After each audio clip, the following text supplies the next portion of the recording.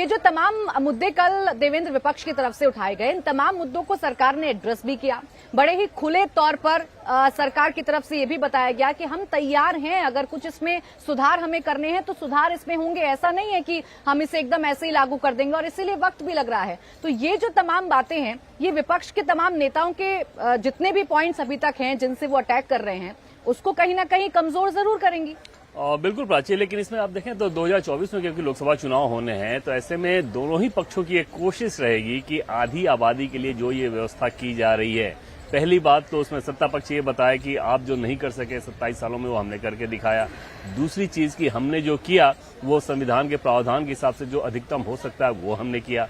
विपक्ष ये जताने की कोशिश कर रहा है कि ये शुरुआत हमारी थी, आइडिया हमारा था, यह हमारा बिल है। और दूसरी चीज कि आपको जल्दी कर देना चाहिए और इसमें रिजर्वेशन के साथ करना चाहिए। विपक्ष के नेताओं को बखूबी मालूम है कि ये ओबीसी रिजर्वेशन इसमें नहीं हो सकता था, और वो इसलिए नहीं हो सकता था कि संविधान उसकी व्यवस्था नहीं करता कि सांसद और विधायकों और विधानमंडल में कोई रिजर्वेशन हो। दूसरी चीज की, जैसा कि बीजेपी की तरफ से बताया भी गया विपक्ष को कि आपके अपने बिल में जब ये प्रावधान नहीं था, फिर भी आज आप उसकी मांग कर रहे हैं, तो उसका सीधा मतलब प्राची समझा जा सकता है क्योंकि 2024 में लोकसभा चुनाव होने और सभी दल अपनी अपनी पोजीशनिंग कर रहे हैं। बड़ा मसला ये रहेगा कि जो नैरेटिव ग्राउंड पे जाना है, उनमें कौन सा पक्ष ऐसा है जो अपने नैरेटिव को वोटर्स तक ज्यादा प्रभावी तरीके से लेकर जा सके। अगर विपक्ष इस नैरेटिव को लेकर जाने में सफल रहा, ये तो बहुत लंबा वक्त लगेगा। ये तो सिर्फ चुनावी लॉलीपॉप के तौर पर इसके पेश किया गया है, तुरंत इसको मिलना नहीं है, पता नहीं कब मिलेगा। तो अगर इस तरह की चीजें हुई तो फिर इस बिल के प्रभाव के तौर पर जो पॉलिटिकल करंट पैदा होना चाहिए उसमें कमी आएगी। सत्ता पक्ष की कोशिश ये रहेगी कि जनता को ये बता सके कि जो सबसे बेहतर, निष्पक्ष और पारदर्शी तरीके से किया जा सकता था उस काम को किया गया है। निष्पक्ष और पारदर्शी इस लिहाज से, जैसे कि अमित शाह ने जिस उदाहरण की आप बात कर रही थी वायनाड का, वो देके बताया भी कि अगर सरकार के जिम्मे ये आ जाए और सरकार और चुनाव आयोग की सिर्फ इसमें भूमिका हो कि कौन सी सीटें महिलाओं के लिए रिजर्व करनी है, तो आप समझ सकते हैं कि कितने सारे आरोप लगेंगे। चुनाव आयोग को तो देखते ही आपकी कैसे वो निशाने पे ऑलरेडी विपक्ष के नेताओं के रहता है, ईवीएम तक सुरक्षित नहीं उन विपक्षी नेताओं की नजर में। तो वैसे में अगर सीटों को रिजर्व करने का मसला इन लोगों के पास रहे तो ज्यादा बड़ी तकलीफ वाली स्थिति होगी। कोशिश ये की जा रही है कि डीलिमिटेशन कमीशन, कोशिश नहीं की जा रही है बल्कि प्रावधान किया गया कि डीलिमिटेशन कमीशन, जिसके जो चेयरपर्सन होते हैं वो सुप्रीम कोर्ट के रिटायर्ड जज होंगे, इसके अलावा मुख्य चुनाव आयुक्त होंगे, राज्यों के उसमें आयुक्त होंगे और नामित अधिकारी होंगे। तो ऐसे में एक बड़ा बुके बना के निष्पक्ष तरीके से सीटों का रिजर्वेशन किया जाए ताकि उस पर विवाद ना हो। वो एक बहुत बड़ी समस्या हो सकती है अगर उसको आप निष्पक्ष तरीके से ना करें तो। खासतौर पर अगर हाई प्रोफाइल कंस्टिट्यूंसी की बात कर ले, मान लीजिए असदुद्दीन ओवैसी की सीट को रिजर्व कर दिया जाए महिलाओं के लिए, राहुल गांधी की सीट को रिजर्व कर दिया जाए विपक्ष के नेताओं की अगर हम बात करें तो ऐसे में समझा जा सकता है कि राजनीतिक विवाद कितना ज्यादा बड़ा होगा।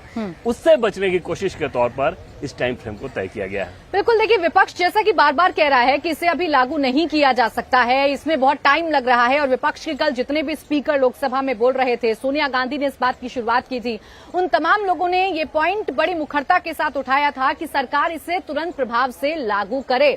यही बात राहुल गांधी भी कहते हुए नजर आए थे कि सरकार को देरी नहीं करनी चाहिए। लेकिन ये देरी हो क्यों रही है, इसके पीछे की वजह क्या है, ये विस्तार से कल सदन के अंदर गृह मंत्री अमित शाह के द्वारा समझाया गया। उन्होंने बताया कि जल्दबाजी नहीं की जा सकती है, ये एक ऐसी प्रक्रिया है जिसमें तमाम बातों को ध्यान में रखा जाएगा। परिसीमन क्यों जरूरी है, जो जनगणना की बात कही जा रही है वो क्यों जरूरी है, इन तमाम बातों को कल गृह मंत्री अमित शाह ने सदन के अंदर समझाया है।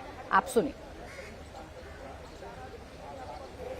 मान्यवर, 1/3 सीटों का रिजर्वेशन करना है तो वो सीटों कौन तय करेगा?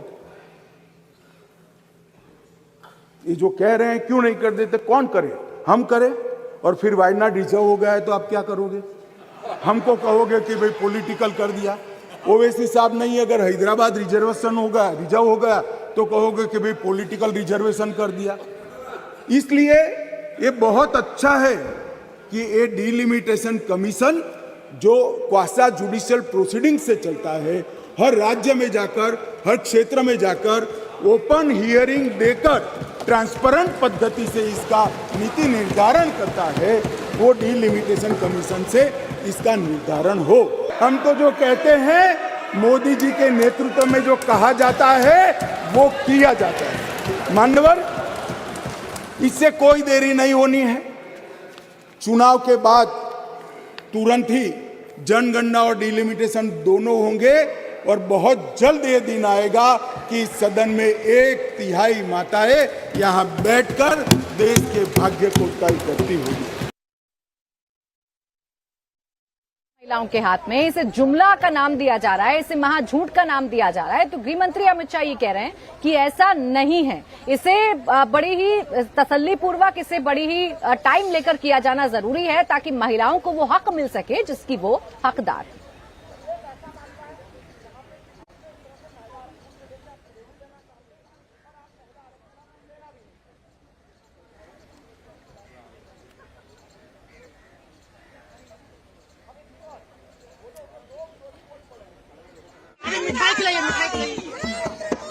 देखकर ये अंदाजा लगाया जा सकता है कि दोनों ही पक्षों के बीच में क्या हीटिंग पॉइंट रह सकते हैं, किन बातों पर चर्चा आज भी संभव है।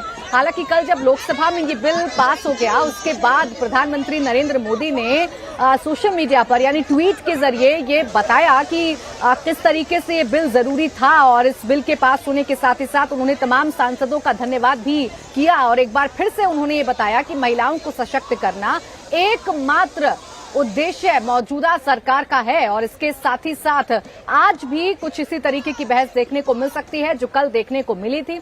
इस बार जैसा कि देवेंद्र बता रहे थे कि जो आक्रामक नेता हैं वो जरूर आज राज्यसभा में खड़े होंगे और बहस का लेवल थोड़ा और ज्यादा तीखा हो सकता है, लेकिन इस तरफ आप बिल्कुल आश्वस्त रह सकते हैं कि आज ये बिल राज्यसभा में पास होगा और ये बिल जैसे ही राज्यसभा में पास होगा राष्ट्रपति के हस्ताक्षर के बाद ये कानून बन जाएगा और इसके साथ ही सुनिश्चित हो जाएगा कि आधी आबादी को वो हक मिल सकता है। वो हक कब मिलेगा जिसकी वो हकदार हैं, जिसका इंतजार वो कई दशकों से कर रही थी। तमाम सरकारों की तरफ से कोशिश की गई लेकिन ये कोशिश कामयाब नहीं हो पाई और ये कोशिश अगर कामयाब होगी तो प्रधानमंत्री नरेंद्र मोदी इसे संभव करके दिखा पाएंगे।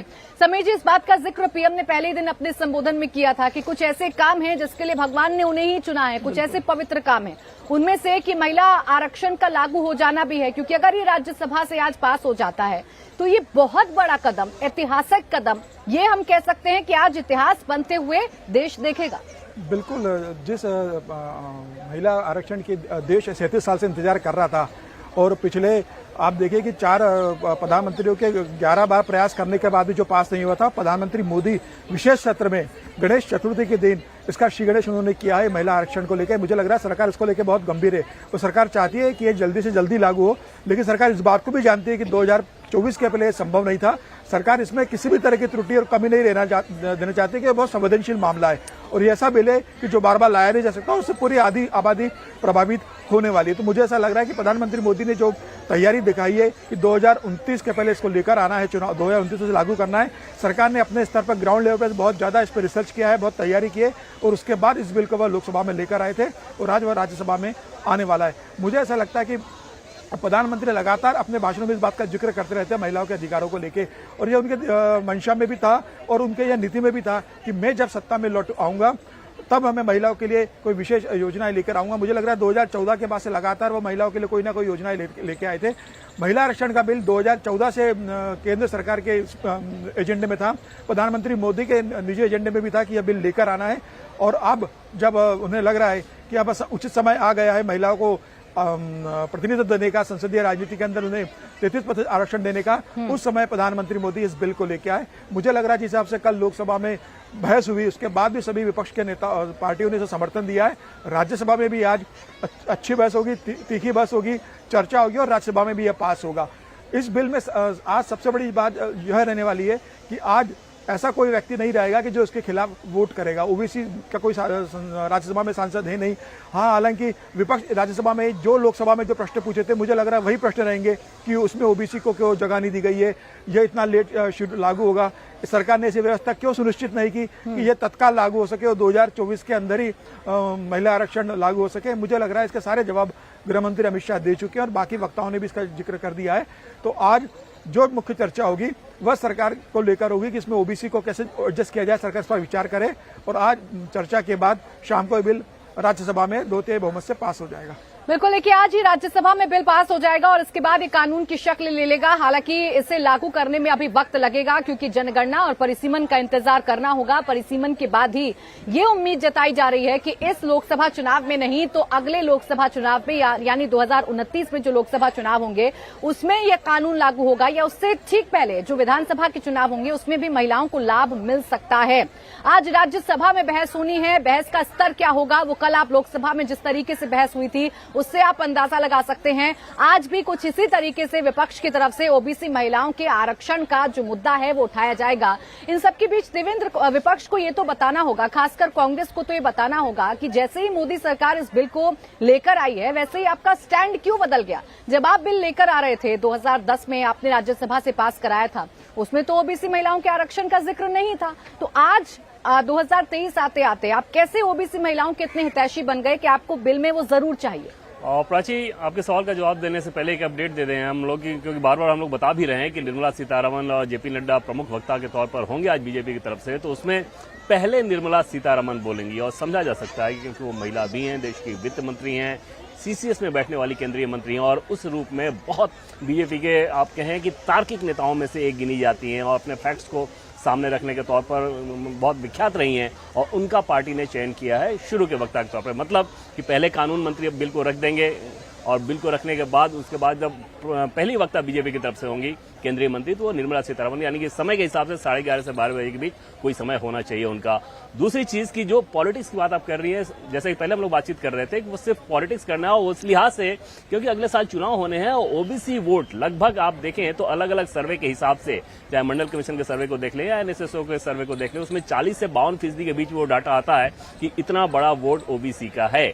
और ऐसे में उस कम्युनिटी को अगर आप ये मैसेज दें कि इस सरकार ने आपके लिए कुछ नहीं किया, भले ही वहां पर आपके अपने जो प्रावधान थे उसमें भी वो सारी चीजें नहीं थी क्योंकि कॉन्स्टिट्यूशन के हिसाब से वो हो ही नहीं सकती थी, लेकिन राजनीतिक तौर पर ये कहना बड़ा आसान हो जाता है और उस मैसेजिंग की कोशिश की जा रही है विपक्ष के द्वारा। लेकिन अगर सत्ता पक्ष की बात करें तो वो इस मसले को लेकर, ओबीसी को मसले को लेकर उनको कभी भी कोई चिंता नहीं होती क्योंकि वो सबसे बड़ा तर्क तो यही देते हैं कि जब देश का प्रधानमंत्री बीजेपी ने ओबीसी को बनाया, प्रधानमंत्री नरेंद्र मोदी खुद उस कम्युनिटी से हैं, कांग्रेस ने कभी भी ऐसा नहीं कर पाई, तो वहां पर फिर ओबीसी वोट के लिए उन्हें कैसे चिंता होगी कि ओबीसी में ये मैसेजिंग चला जाए कि हम आपकी परवाह नहीं करते।